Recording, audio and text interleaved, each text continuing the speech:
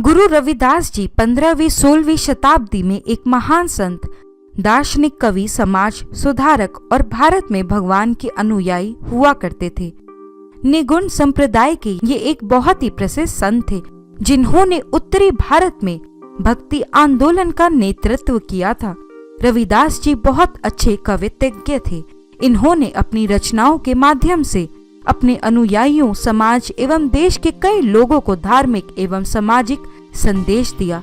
रविदास जी की रचनाओं में उनके अंदर भगवान के प्रति प्रेम की झलक साफ दिखाई देती थी। वे अपनी रचनाओं के द्वारा दूसरों को भी परमेश्वर से प्रेम के बारे में बताते थे और उनसे जुड़ने के लिए कहते थे। आम लोग उन्हें मसीहा मानते थे क्योंकि उन्होंने सामाजिक और आध्यात्मिक आवश्यकताओं को पूरा करने के लिए बड़े बड़े कार्य किए थे। कई लोग इन्हें भगवान की तरह पूजते थे और आज भी पूजते हैं। नमस्कार दोस्तों, स्वागत है आपका हमारे YouTube चैनल दीपावली में, जहां आज मैं आपको गुरु रविदास जी का जीवन परिचय व जयंती बताने जा रही हूं। सब्सक्राइब करिए दीपावली चैनल को और बेल आइकन को प्रेस कीजिए हमारी वीडियो सबसे पहले देखने के लिए। गुरु रविदास जी का जन्म वाराणसी के पास सीर गोवर्धन गांव में हुआ था। इनकी माता कालसी देवी एवं पिता संतोख दास जी थे, जो चमार जाति के थे। रविदास जी के जन्म पर सबकी अपनी अपनी राय है। कुछ लोग का मानना है इनका जन्म 1376 से लेकर 1377 के आसपास हुआ था। कुछ कहते हैं 1399 CE में हुआ था। कुछ दस्तावेजों के अनुसार रविदास जी ने 1450 से 1520 के बीच अपना जीवन धरती में बिताया था। इनके जन्म स्थान को अब श्री गुरु रविदास जन्म स्थान कहा जाता है। रविदास जी के पिता राजानगर राज्य में सरपंच हुआ करते थे। इनका जूते बनाने और सुधारने का काम हुआ करता था। रविदास जी बचपन से ही बहुत बहादुर और भगवान को बहुत मानने वाले थे।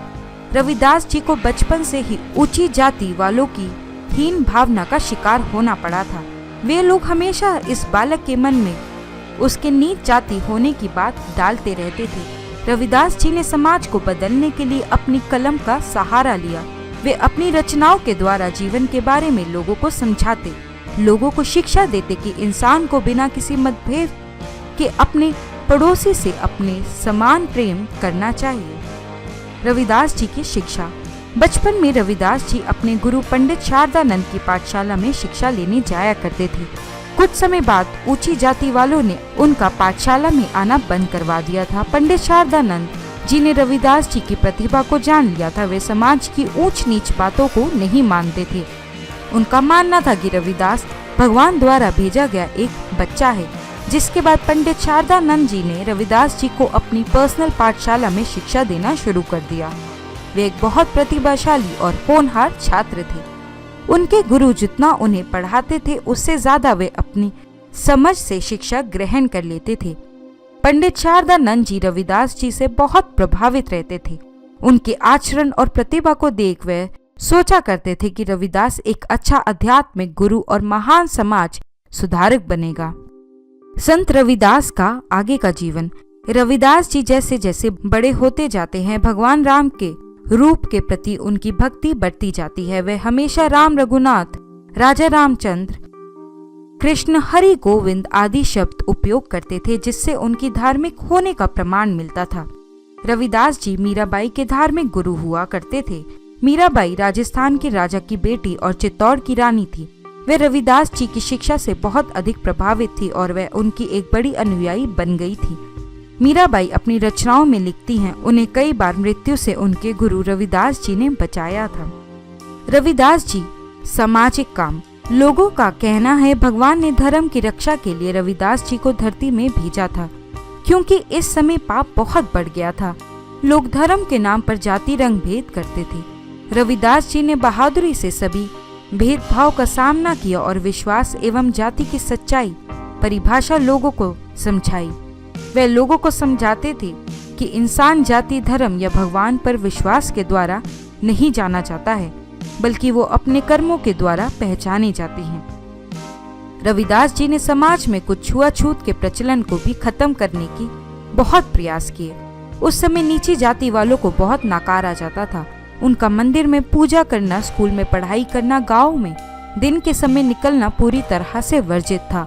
यहाँ तक कि उन्हें गांव में पक्के मकान की जगह कच्चे झोपड़े में ही रहने को मजबूर किया जाता था। समाज की ये दुर्दशा देखकर रविदास जी ने समाज से छुआछूत भेदभाव को दूर करने की ठानी और समाज के लोगों को सही संदेश देना शुरू किया। रविदास जी लोगों को संदेश देते थे कि भगवान ने इंसान को बनाया है, ना कि इंसान ने भगवान को। इसका मतलब है हर इंसान भगवान द्वारा बनाया गया है और सबको धरती में समान अधिकार है। संत गुरु रविदास जी एक भाईचारे और सहिष्णुता के बारे में लोगों को विभिन्न शिक्षाएं दिया करते थे। रविदास जी द्वारा लिखे गए पद, धार्मिक गाने एवं अन्य रचनाओं को 5वें सिख गुरु अर्जन देव ने इसे ग्रंथ में शामिल किया था। गुरु रविदास जी की शिक्षाओं के अनुयायियों को रविदास शिष्य और उनके उपदेशों के संग्रह से रविदास्य पंथ कहते हैं। रविदास जी का स्वभाव। रविदास जी को उनकी जाति वाले भी आगे बढ़ने से रोकते थे। शूद्र लोग रविदास जी को ब्राह्मण की तरह तिलक लगाने, कपड़े एवं जनेऊ पहनने से रोकते थे। गुरु रविदास जी इन सभी बात का खंडन करते थे और कहते थे सभी इंसान को धरती पर समान अधिकार है, वो अपनी मर्जी से चाहे कुछ कर सकता है। उन्होंने हर वो चीज जो नीची जाति के लिए मना थी करना शुरू कर दिया, जैसे जनेऊ, धोती पहनना, तिलक लगाना। ब्राह्मण लोग उनके इस गतिविधियों के सख्त खिलाफ थे। उन लोगों ने वहाँ के राजा से रविदास जी के खिलाफ शिकायत कर दी थी। रविदास जी सभी ब्राह्मण लोगों को बड़े प्यार और आराम से इसका जवाब देते हैं। उन्होंने राजा के सामने कहा कि शूद्र के पास भी लाल खून है, दिल है, उन्हें बाकियों की तरह समान अधिकार है। रविदास जी ने भरी सभा में सबके सामने अपनी छाती को चीर दिया और 4 युग, सतयुग, त्रेता, द्वापर और कलयुग की तरह 4 युग के लिए क्रमशः सोना, चांदी, तांबा और कपास से जनेऊ बना दिया।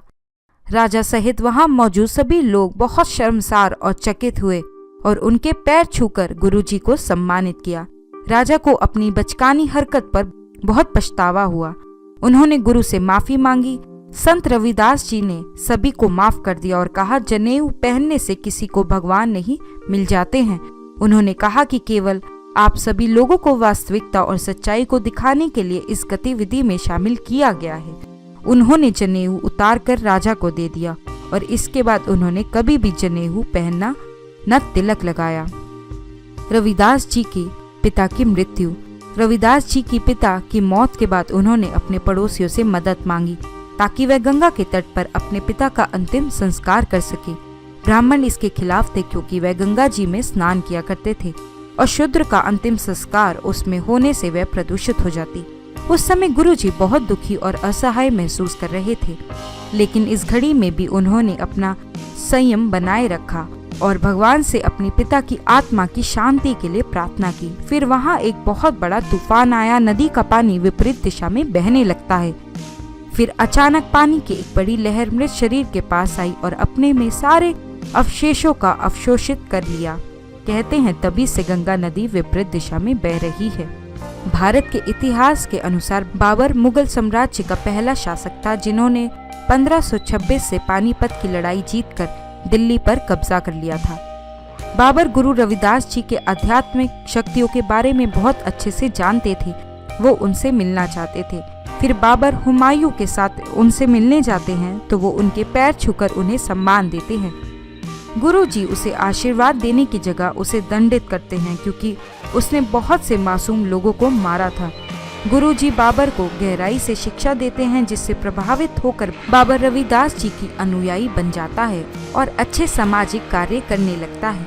रविदास जी की मृत्यु। रविदास जी की सच्चाई, मानवता, भगवान के प्रति प्रेम, सद्भावना दिन पे दिन उनकी अनुयायी बढ़ती जा रही थी। दूसरी तरफ कुछ ब्राह्मण उनको मारने की योजना बना रहे थे। रविदास जी के कुछ विरोधियों ने एक सभा का आयोजन किया। उन्होंने गांव से दूर सभा आयोजित की और उसमें गुरुजी को आमंत्रित किया। गुरुजी उन लोगों की इस चाल को पहले ही समझ जाते हैं। गुरुजी वहां जाकर सभा का शुभ आरंभ करते हैं। गलती से गुरुजी की जगह उन लोगों का साथी भल्लानाथ मारा जाता है। गुरुजी थोड़ी देर बाद जब अपने कक्ष में शंख बजाते हैं तो सब अचंभित हो जाते हैं। अपने साथी को मरा देख वे बहुत दुखी होते हैं और दुखी मन से गुरुजी के पास जाते हैं। रविदास जी के अनुयायियों का मानना है कि रविदास जी 120 या 126 वर्ष के बाद अपने शरीर को त्याग देते हैं।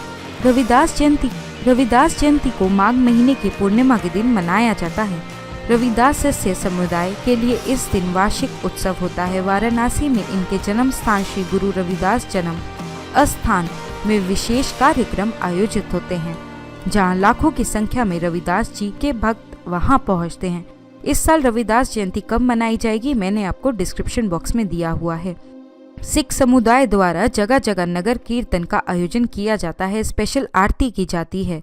रविदास जयंती मनाने का उद्देश्य यही है कि गुरु रविदास जी की शिक्षा को याद किया जा सके, उनके द्वारा दी गई भाईचारे शांति की सीख को दुनिया वाले एक बार फिर अपना सके। वाराणसी में रविदास जी की याद में बहुत से स्मारक बनाए गए हैं, रविदास पार्क, रविदास घाट, रविदास नगर, रविदास मेमोरियल गेट आदि। आपको ये वीडियो कैसा लगा कमेंट सेक्शन में लिखकर जरूर बताएं। वीडियो को लाइक और शेयर करना ना भूलें। साथ ही दीपावली चैनल को सब्सक्राइब करें।